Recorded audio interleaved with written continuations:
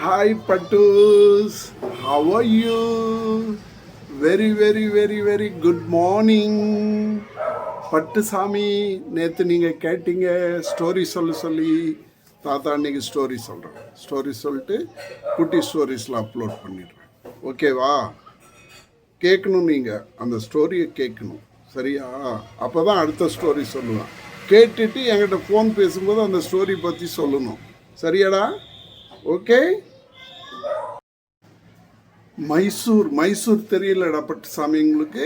பெங்களூர் பக்கத்தில் இருக்குது, கர்நாடகாவில் தாங்குது. மைசூரில் அந்த காலத்தில் ராஜா தான் இருந்தாங்க. மைசூர் மகாராஜாவான்னுவாங்க. யாராவது இப்படி பெருசாக இப்படி உட்காந்துட்டு இருந்தா பெரிய மைசூர் மகாராஜா மாதிரி உட்காந்துருவாங்க. அந்த மைசூரில் ராஜா ஒருத்தர் மந்திரிங்களோட சரி ஜனங்கள்லாம் எப்படி இருக்காங்க பார்க்கலாம் அப்படின்னு சொல்லிட்டு வந்தாராம். அப்படியே சுற்றி வந்தாராம். காட்டு வழியாக வந்துட்டு ஊருங்களை பார்த்துட்டு அப்படியே வந்தாராம். மாறு வேஷத்தில் வந்தார். ராஜா மாதிரி தெரியல. ஆனால் வந்த உடனே அவர் வரும்போது வழியில் ஒரு ரொம்ப வயசானவங்க, என்னை விட ஆயா தாத்தா விட வயசானவங்க, தலையில் வெறுகு வச்சுக்கிட்டு மெதுவாக நடக்க முடியாத நடந்து வராங்க. ராஜாவுக்கு அவங்கள பார்த்துட்டு ரொம்ப பேஜாராயிடுச்சு. நம்மளுடைய நாட்டில் வயசானவங்க இவ்வளோ கஷ்டப்படுறாங்களா அப்படின்னு சொல்லிட்டு நோட் பண்ணிக்கிட்டு உடனே அவங்கள வர வச்சார். கிட்ட மந்திரிங்களை அனுப்பிச்சு சோல்ஜருங்களை அனுப்பிச்சு அவங்கள கூப்பிடுங்க அப்படின்னாரு. இங்கே வாங்க, உங்களை கூப்பிடுறாரு, இப்போ ராஜா கூப்பிடுறாரு அப்படின்னு சொல்லி கூப்பிட்ட உடனே அவங்க வந்தாங்க. வந்து ஏன்ப்பா உங்களுக்கு பிள்ளைங்க இல்லையா, ஏன் இந்த வயசில் இப்படி கஷ்டப்படுறீங்க நீங்கள் அப்படின்னு சொல்லி கேட்ட உடனே எங்களுக்கு பிள்ளைங்கள்லாம் இருக்காங்க ராஜாவே, ஆனால் அவங்க வந்துட்டு அவங்கவுங்க ஃபேமிலியோட அவங்க பொண்டாட்டி பிள்ளைங்க தனியாக போயிட்டாங்க. இப்போ எங்கள் கூட யாரும் இல்லை, நாங்கள் 2 பேர் தான் இருக்கிறோம். அதனால் நாங்கள் சாப்பாட்டுக்கு நாங்கள் இந்த மாதிரி விறகு வெட்டி அது வேறு ஆளுங்களுக்கு கொடுத்து அதில் கொஞ்சம் காசு வரும், அதை வச்சு நாங்கள் சாப்பிட்றோம் ராஜாவே, சந்தோஷமாக இருக்கிறோம் அப்படின்னாங்க.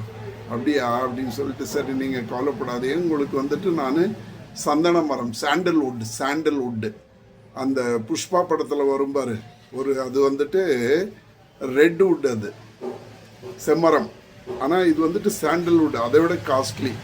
நான் உங்களுக்கு ஒரு 5 ஏக்கர் சாண்டல்வுட் தரேன், அதை வச்சுட்டு நீங்கள் சந்தோஷமாக ஹாப்பியாக வந்துட்டு லைஃப் என்ஜாய் பண்ணுங்க அப்படின்னு சொல்லி சொன்னார் ராஜா.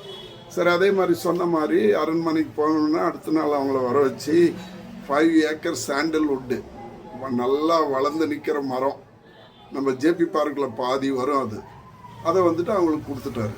ராஜா என்ன நினச்சாரு, இந்த சாண்டல்வுட்டெல்லாம் விற்றுட்டு இவங்க நல்லா பணக்காரன், நல்லா ஜாலியாக நல்லா ஹாப்பியாக இருப்பாங்க அப்படின்னு நினச்சார் ராஜா.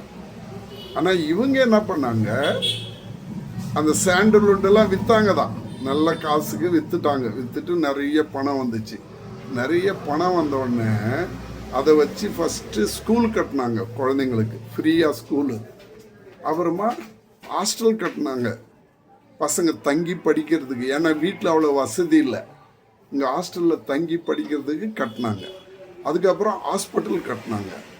அதுக்கப்புறம் எங்கெங்கே தண்ணி இல்லையோ, மக்களுக்கு என்னென்ன வேணுமோ என்னென்ன கேட்டாங்களோ அது எல்லாத்தையும் செஞ்சாங்க. மக்கள்லாம் என்ன பண்ணிட்டாங்க, இவங்களை கையெடுத்து கும்பிட ஆரம்பிச்சிட்டாங்க. நீங்கள் தான் எங்கள் ராஜா, நீங்கள் தான் எங்கள் பிரபு, நீங்கள் தான் எங்கள் கடவுள் அப்படின்னு சொல்லிட்டு இவங்களை ரொம்ப புகழ்ந்து பேச ஆரம்பிச்சிட்டாங்க. எங்கே போனாலும் இவங்க பின்னால் 4 பேர் வர்றது, அப்புறம் இவங்களுக்கு கையெடுத்து கும்பிட்றது, இவங்க சொல்கிற பேச்சை கேட்குறது, அப்படி பண்ண ஆரம்பிச்சிட்டாங்க. ஏன்னா மக்களுக்கு தெரியாது ராஜா யாருன்றது தெரியாது. இது நடந்து ஒரு 5, 6, 7 வருஷம் ஆகி போச்சுன்னு வச்சுங்களேன், ஒரு 10 இயர்ஸ் வச்சுங்களேன்.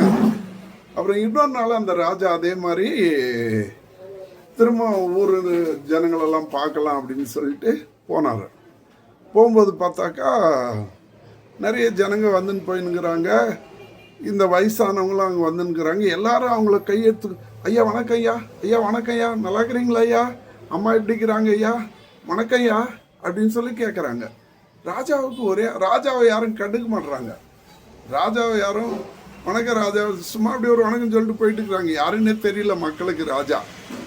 இந்த ராஜாவுக்கு ஆச்சரியமாகி போச்சு, யார் இந்த ஆள் இந்த மாதிரி இருக்காரு அப்படின்னு சொல்லிட்டு மந்திரி கூப்பிட்டு அந்த ஆளை வர சொல்லுங்க, அரண்மனைக்கு வந்து பார்க்க சொல்லுங்க நாளைக்கு என்ன அப்படின்னு சொல்லி அனுப்பிச்சிடுறாரு. அதே மாதிரி அவங்க நாளைக்கு போயிட்டு அரண்மனையில் போய் பார்க்குறாங்க. போன உடனே இந்த வயசானவர் ரொம்ப சந்தோஷமாக, ராஜாவே என்ன ஞாபகம் இல்லையா உங்களுக்கு, என்ன ஞாபகம் இல்லையா, நீங்கள் தான் 10 வருஷத்துக்கு முன்னால் நான் விறகு தூக்கின்னு வந்தப்போ எனக்கு சந்தன மரம் கொடுக்குறேன்னு சொன்னீங்களே, ஞாபகம் இல்லையா? அந்த ஆள் நான் தான் அந்த ஆள். அப்போ நீங்கள் அந்த சந்தன மரத்தெல்லாம் விற்றுட்டு பெரிய பணக்காரர்லாம் ஆகலையான்னு கேட்டார் ராஜா. அதெல்லாம் விற்ற ராஜாவே, நான் விற்றுட்டு அந்த பணத்தை எல்லாம் நான் மக்களுக்கே செலவு பண்ணிட்டேன். ஏழை மக்களுக்கு எது கேட்டாலும் அது செலவு பண்ணிட்டேன். இவ்வளோ ஸ்கூல் கட்டியிருக்கிறேன், இவ்வளோ காலேஜ் கட்டியிருக்கிறேன், ஹாஸ்பிட்டல் கட்டியிருக்கிறேன், ஏழைங்களுக்கு பசின்னு வந்தால் அவங்களுக்கு சாப்பாடு போடுறேன்.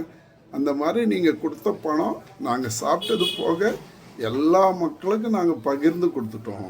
நாங்களே வச்சுக்கல. எங்களுக்கு அது போதும், நிம்மதியாக இருக்குது. எல்லா ஜனங்களும் எங்களை அன்பாக பார்க்குறாங்க.